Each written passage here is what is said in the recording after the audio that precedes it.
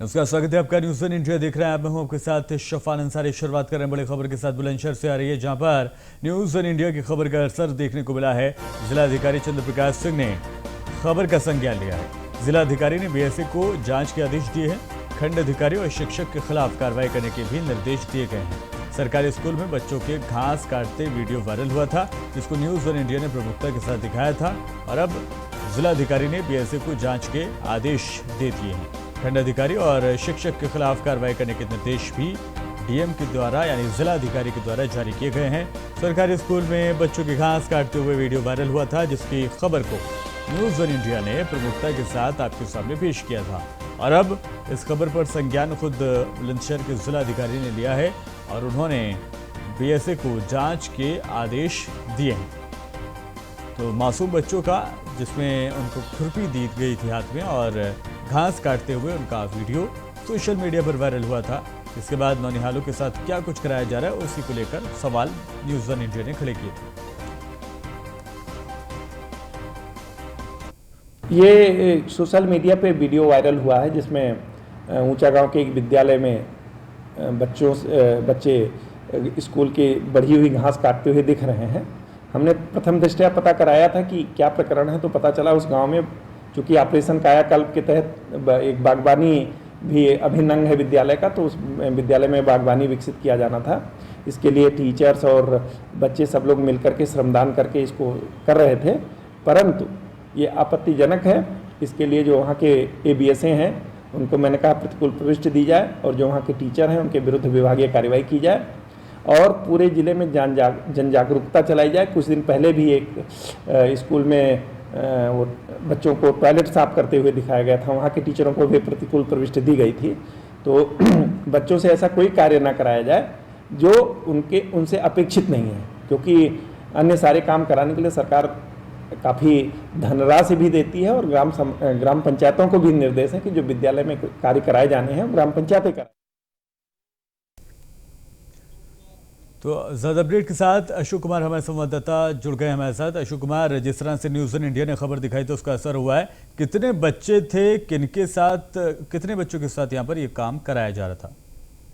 बिल्कुल, आपको बता दें बुलंदशहर के ऊंचा गांव में स्थित ये प्राइमरी उच्च प्राथमिक विद्यालय है, जिस पर करीबन 50 से ज्यादा बच्चों के साथ में घास काटी जा रही थी। इसका कल एक सोशल मीडिया पर वीडियो वायरल होता है, फिर एक फोटो वायरल होता है, जिसमें न्यूज़ वन इंडिया ने खबर को प्रमुखता से चलाया था। डीएम चंद्र प्रकाश सिंह ने खबर का संज्ञान लिया है, खंड शिक्षा अधिकारी को तलब करा है, कृषि शिक्षा अधिकारी ने, और जितने भी समिति शिक्षक हैं उनको भी तलब करा है। एक जांच समिति बैठाई है और जांच चल रही है। जांच को उपरांत जो भी दोषी होगा उसके खिलाफ कार्रवाई करने का दावा किया।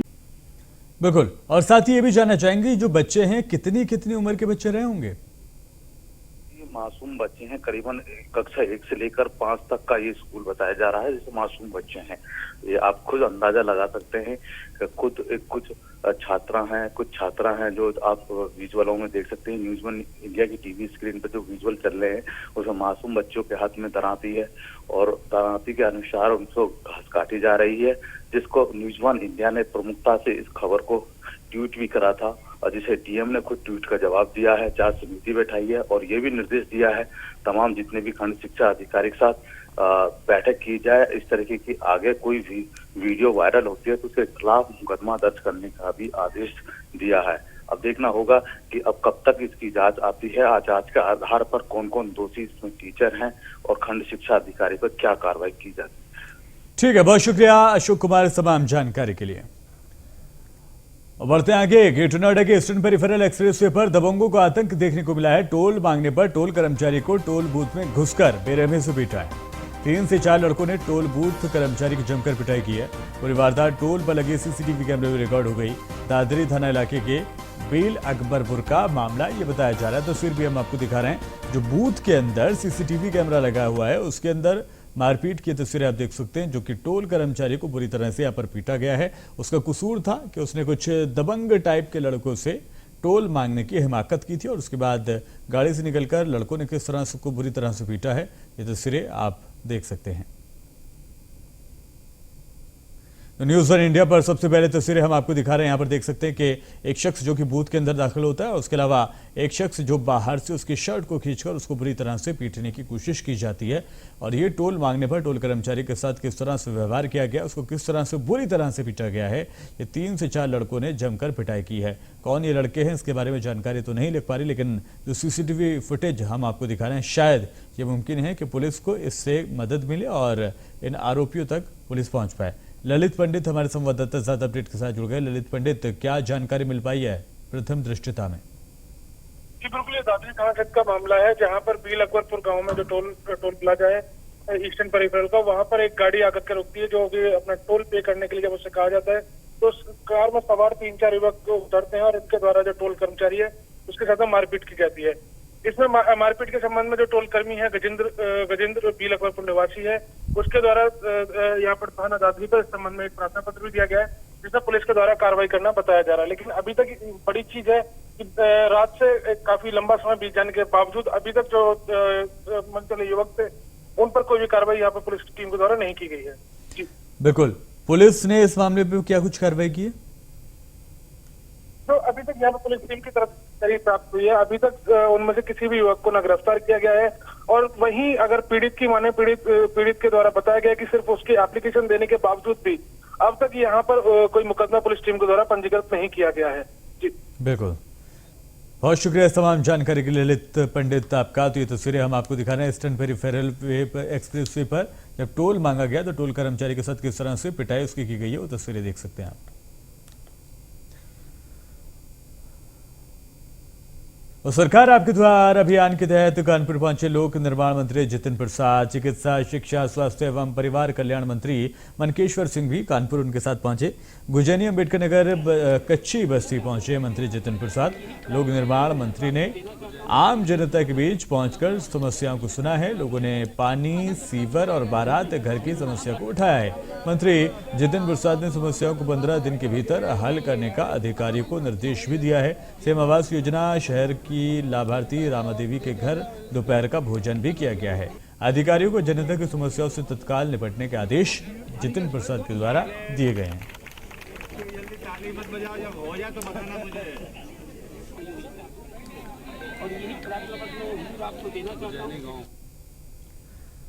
और दिल्ली में यूपी सरकार के आबकारी मंत्री नितिन अग्रवाल ने केंद्रीय गृह मंत्री अमित शाह से मुलाकात की। इस दौरान उन्होंने गृह मंत्री अमित शाह को गुलदस्ता सौंपा है। वो तस्वीरें आप देख सकते हैं जो कि सोशल मीडिया पर भी साझा की गई हैं। तो नितिन अग्रवाल ने गृह मंत्री अमित शाह से मुलाकात की है और गुलदस्ता भेंट किया गया है और वही फोटो सोशल मीडिया पर साझा की गई है। और यूपी सरकार में मंत्री अनिल राजभर ने आज केंद्रीय गृह मंत्री अमित शाह से मुलाकात की और कई विषयों पर उनसे चर्चा की। उनसे खास बातचीत की हमारे संवाददाता पीयूष तिवारी ने, सुनाते हैं आपको। हमारे साथ बातचीत करने के लिए उत्तर प्रदेश सरकार में मंत्री अनिल राजभर जी हैं। सर, अमित शाह जी से आपकी मुलाकात हुई, दिल्ली दौरे पे आप हैं, क्या कुछ मुलाकात में बातचीत हुई? शिष्टाचार मुलाकात थी या परियोजनाओं को लेकर भी बात?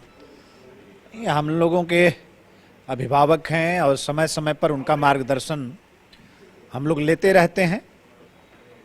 ऐसे ही औपचारिक भेंट, उनका मार्गदर्शन, कामकाज हम लोग शुरू करने जा रहे हैं तो उनका आशीर्वाद भी आवश्यक है। उनका मार्गदर्शन भी हम लोगों के लिए बेशकीमती हमेशा से रहा है। तो ऐसे ही औपचारिक मुलाकात। मायावती लगातार अखिलेश यादव को लेकर तंज कस रही हैं। वो कह रही हैं कि मुसलमानों का वोट ले लिया, यादवों का वोट ले लिया, गठबंधन कर लिया, सीएम नहीं बन पाए, वो हमें क्या प्रधानमंत्री बनाने का सपना देख रहे हैं? अब ये देखिए, उन लोगों के आपस का मामला है, उसमें हम लोग क्या कर सकते हैं। हम लोगों के पास काम करने से फुर्सत नहीं है कि इस तरह के बयानों का संज्ञान हम लोग लें। ऐसे ही हम लोगों के पास समय नहीं है। अभी 100 दिन का लक्ष्य निर्धारित करके एक बृहत कार्य योजना हम लोगों ने बनाई है, उस पर काम कर रहे हैं। अभी योगी जी की सरकार जनता के दरवाजे पर भी जाने का काम कर रही है। तो हम लोगों के काम से फुर्सत नहीं है। अब इस तरह की बात वो लोग आपस में करें ना करें, कौन क्या कह रहा है, उससे हम लोगों को क्या लेना देना है। आखिरी सवाल, कोयला संकट की भी खबरें आ रही हैं। ऐसे में कई जगहों पे देखा गया है कि सरकारी कार्यालयों में बिजली जो है वो कहीं ना कहीं पंखे ऐसे ही चला दिए जा रहे हैं, लाइट्स दिन में जलाई जा रही हैं, उपयोग कोई नहीं कर रहा। किस तरीके से? नहीं, ऐसा है तो गलत है, इस चीज़ों को ध्यान देना चाहिए सबको। बाकी बिजली संकट जो भी है उस पर हमारे ऊर्जा मंत्री जी का बहुत ही विस्तृत बयान आ चुका है। और लेकिन अगर इस तरह का है कि दिन में जहां लाइटें जल रही हैं, ये बिल्कुल ठीक नहीं है, ये सब लोग सुधार करें, ऐसा हम लोग मानना है। धन्यवाद सर। तो ये थे हमारे साथ उत्तर प्रदेश सरकार में मंत्री अनिल राजभर जी, जिनका साफ तौर पे कहना है कि अगर बिजली संकट चल रही है और निश्चित तौर पे दिन में लाइटें जलाई जा रही हैं सरकारी कार्यालयों में, तो गलत है। वीडियो जर्नलिस्ट राम त्रिपाठी के साथ पीयूष तिवारी, नई दिल्ली। सहारनपुर में राष्ट्रीय स्वयंसेवक संघ सरसंघ चालक मोहन भागवत ने मोक्षायतन योग संस्थान के 49वें स्थापना दिवस कार्यक्रम में शिरकत की।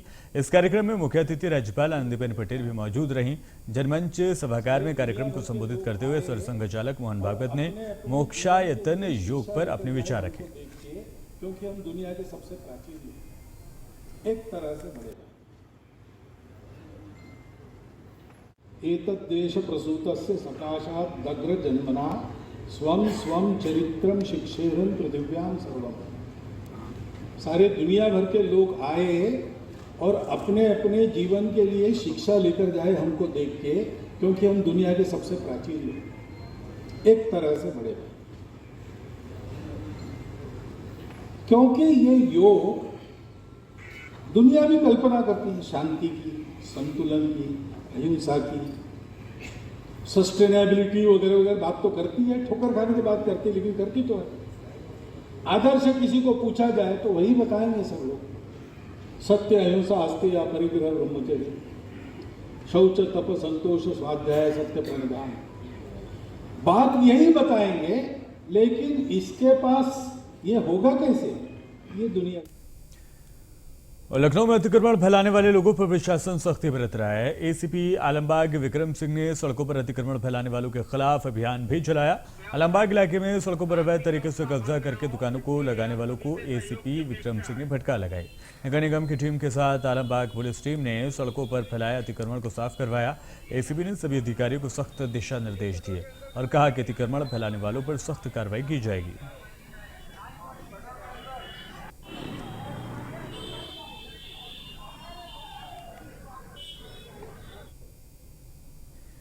मेरठ जिले के थाना कोतवाली क्षेत्र के अंतर्गत इस्माइल नगर में प्रशासन ने कार्रवाई करते हुए अवैध मकान को ध्वस्त कर दिया। इस दौरान मकान मालिक अरशाद मौके से फरार हो गया। फिलहाल प्रशासन की इस कार्रवाई से भूमाफिया में हड़कंप मच गया है। तो मकान मालिक अरशाद मौके से फरार बताया जा रहा है। ये तस्वीरें आप देख सकते हैं। यहाँ पर प्रशासन ने कार्रवाई करते हुए बुलडोजर के जरिए जो अवैध मकान है उस पर बुलडोजर चलाया। हालांकि जिस तरह की शक्ल इस मकान की दिख रही है, लग ये रहा है कि इसको अभी निर्माणाधीन कार्य यहाँ पर चल रहा था, लेकिन उससे पहले ही प्रशासन को इसकी भनक लगी और उसके बाद पुलिस ने यहाँ पर प्रशासन ने बुलडोजर यहाँ पर चलवाया है और अवैध मकान को क्षतिग्रस्त कर दिया गया है, मिट्टी में एक बार फिर से मिला दिया गया है। इस्माइल नगर, मेरठ के इस्माइल नगर इलाके में इस कार्रवाई को अंजाम दिया गया है। ये तस्वीरें आप देख सकते हैं। कुछ दुकानें भी बनाई गई थी, उनको भी यहाँ पर ध्वस्त किया गया है। तो मकान मालिक इरशाद बताया जा रहा है इसका, लेकिन मौका पाते ही वो यहाँ से भागने में कामयाब रहा है। तो निर्माणाधीन मकान देख सकते हैं आप, जहाँ पर प्रशासन ने बुलडोजर के जरिए इसको पहले ही बनने से पहले, पनपने से पहले ही ध्वस्त कर दिया है, मिट्टी में मिला दिया है। तो मकान मालिक इरशाद मौके से फरार हो गया है।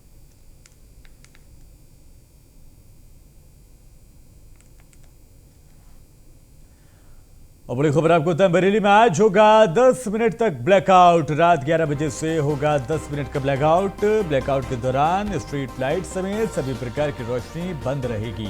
मंत्री धर्मपाल सिंह के निर्देश पर ब्लैकआउट अभ्यास का प्रदर्शन किया जाएगा। डेलीबार मोड़ से इज्जतनगर ओवरब्रिज तक होगा ब्लैकआउट।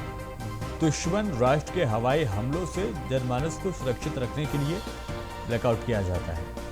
मंत्री धर्मपाल सिंह के निर्देश पर आज ब्लैकआउट 10 मिनट के लिए किया जाएगा। डेलीपार मोड़ से इज्जतनगर ओवरब्रिज तक ये ब्लैकआउट आज किया जाने वाला। दुश्मन राष्ट्र के हवाई हमलों से जनमानस को सुरक्षित रखने के लिए इस ब्लैकआउट को किया जाएगा। 10 मिनट का टाइम इसके लिए रहेगा। तो बरेली में आज 10 मिनट का ब्लैकआउट देखने को मिलेगा। तकरीबन 11 बजे से इस ब्लैकआउट को रखा गया है। इसकी टाइमिंग जो है दुश्मन देशों से सीमा को सुरक्षित रखने के लिए, इलाकों को सुरक्षित रखने के लिए ब्लैकआउट किया जाता है।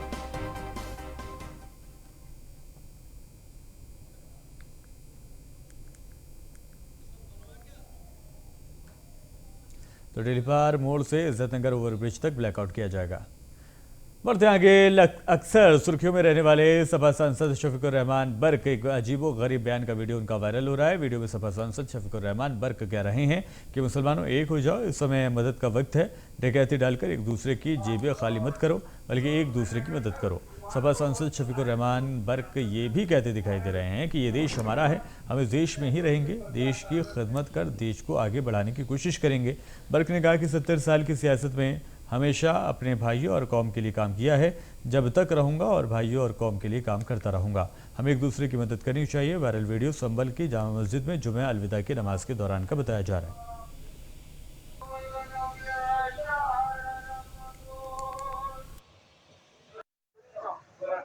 बहुत सुकून और अमन के साथ नमाज हुई। अल्लाह बखैर और फिर इंसान को घर उम्मीद पहुँचाने की है और पहुँचेंगे इंशाल्लाह। सारे इंतज़ाम बेहतर हैं और बड़ी खुलूस तरीके से लॉकडाउन था, लोगों ने पुरअमन तरीके से नमाज को अदा किया है। अल्लाह सिद्धार्थनगर के एक प्राथमिक स्कूल की हालत दयनीय। प्राथमिक स्कूल के रसोई घर में कई महीने से रखा गया है भूसा। गांव के दबंग ने रसोई पर कब्जा कर रखा है और वहां पर भूसा रखा हुआ है। मामले को लेकर उच्च अधिकारी को कराया गया अवगत। अधिकारी जांच के लिए भी अभी तक नहीं आए हैं, लेकिन समस्या का हल क्लासरूम में ही बच्चों के लिए खाना बनाते हैं रसोइया।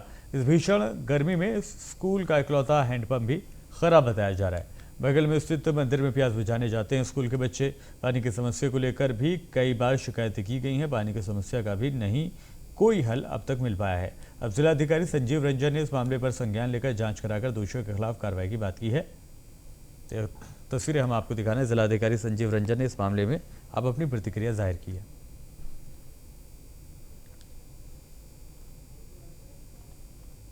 यहाँ के लोग कैसे कि हमारे संज्ञान में नहीं था जब ये सब भूसा रख दिए। जब हमें संज्ञान में आया तो अपने हम खंड शिक्षा अधिकारी को सूचित किए और सूचित करने के बाद में अधिकारी जांच में भी आए।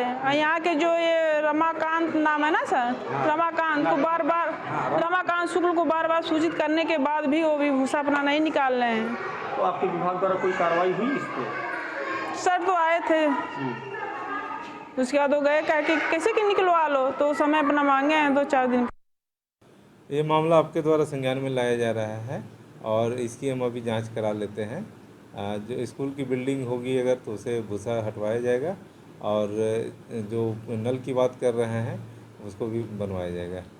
अगर कोई दोषी इसमें होगा, किसी स्कूल के कर्मचारी ने ध्यान नहीं दिया होगा, तो उसके ऊपर जो कार्रवाई होगी उचित की जाएगी।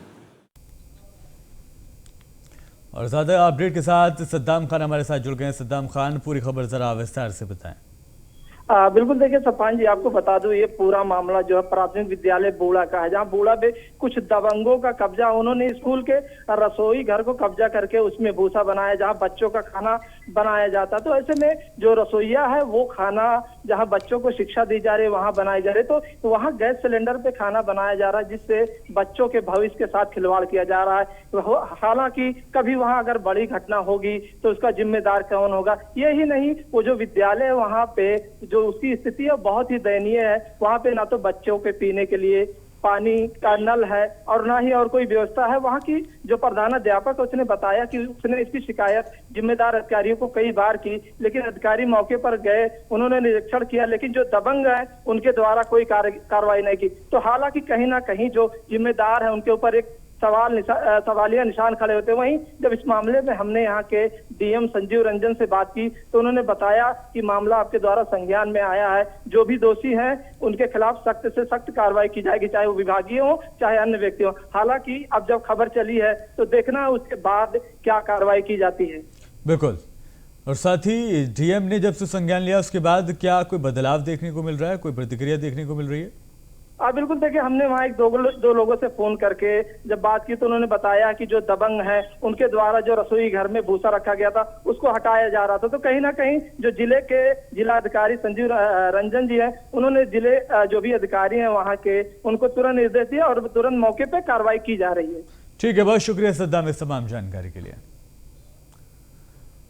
और मेरठ जिले के भावनपुर थाना इलाके के पंचगांव गढ़ी गांव में अवैध रूप से काटी जा रही कॉलोनी पर प्रशासन ने कार्रवाई की है। अवैध प्लांटिंग पर बुलडोजर चलाकर प्रशासन ने जमीन को मुक्त कराया है। कॉलोनी एमएमडी अप्रूव्ड नहीं है, बिना नक्शा पास के प्लॉटिंग यहां पर की जा रही थी। वहीं कॉलोनाइजर आनंद ने बताया है कि उसकी कॉलोनी की रंजिशन शिकायत की गई थी।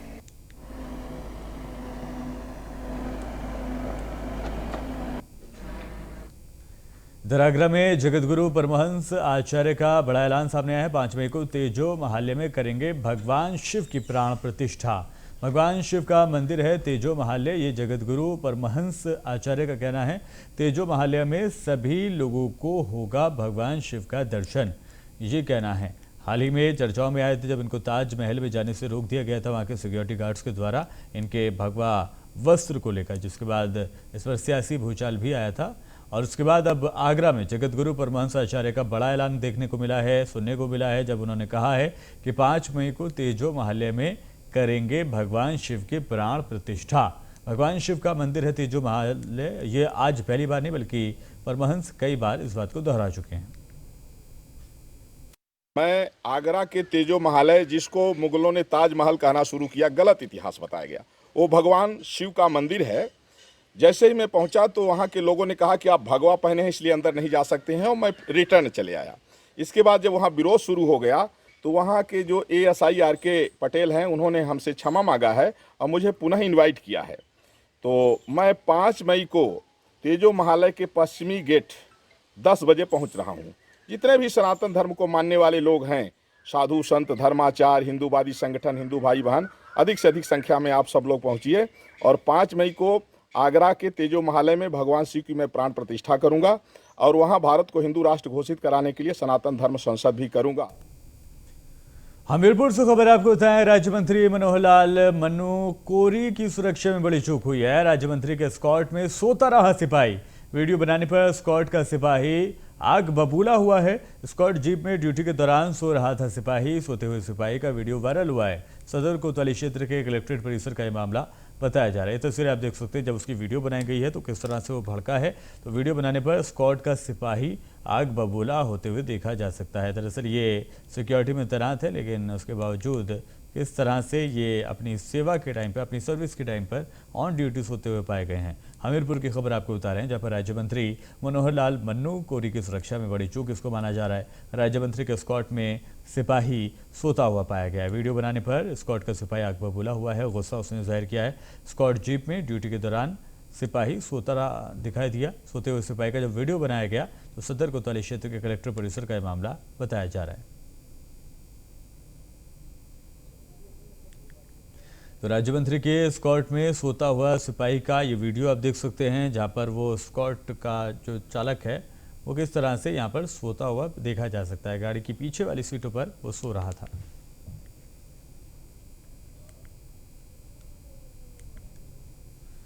बुलंदशहर में एक ऐसा प्राथमिक विद्यालय सामने आया है जहां चिलचिलाती गर्मी में 450 स्कूली बच्चे सिर्फ पेड़ के सहारे हैं। हालात ये हैं कि बच्चों को अपनी पढ़ाई पूरी करने के लिए पेड़ों के नीचे बैठना पड़ता है। ये तस्वीर बुलंदशहर के पहासू नगर के नंबर 1 प्राथमिक विद्यालय की है। शिक्षकों की माने तो विद्यालय में बने कमरे जर्जर होने की वजह से उन्हें तुड़वाया गया है, लेकिन उसके बाद ना तो स्कूल को किसी दूसरी इमारत में शिफ्ट किया गया और ना ही समय पर यहाँ पर की कक्षाओं को बनाया गया है। नतीजतन विद्यालय के कुछ बच्चे पेड़ की छांव में पढ़ने को मजबूर हैं, जबकि कुछ बच्चे यहाँ बनी रसोई में पढ़ रहे हैं।